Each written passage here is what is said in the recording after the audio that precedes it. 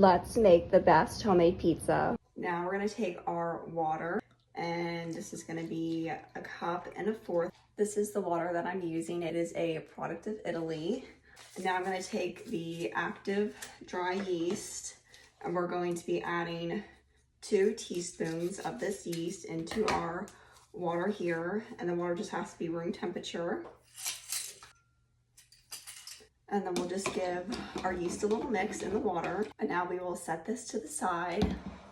And in our bowl here, we're going to be adding 3 cups of flour. You can use all-purpose or whatever you have at home, but I am using this flour imported from Italy. It is type 00 flour, and it really makes a really nice crust.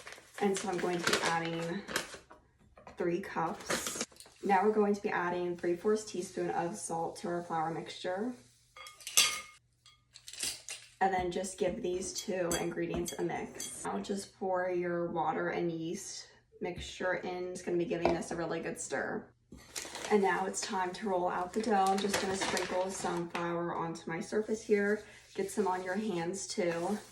And then let's just take the dough out of the bowl. And now we're gonna be kneading this for 5 minutes. Here is what the dough should look like after you have rolled it out. Now I'm just going to divide it into 3 equal pieces. And then we're just gonna dust our dough balls with a little bit of flour and cover it with some plastic wrap. And now we're just gonna let this sit in the fridge overnight. It is the next day and our dough has risen quite a bit. Now I'm going to preheat my oven to 500 degrees, and I'm gonna take my dough here and roll it out and make a nice pizza crust.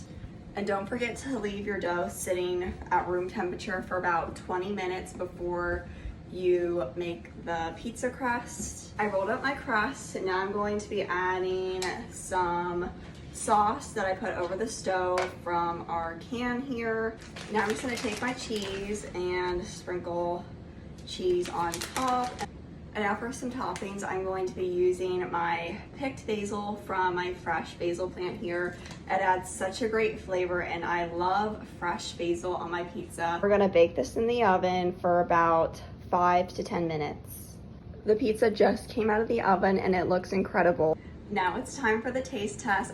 The crust looks amazing. Look how crispy it is. And even on the underneath side, that stone really did such a good job. That was so good.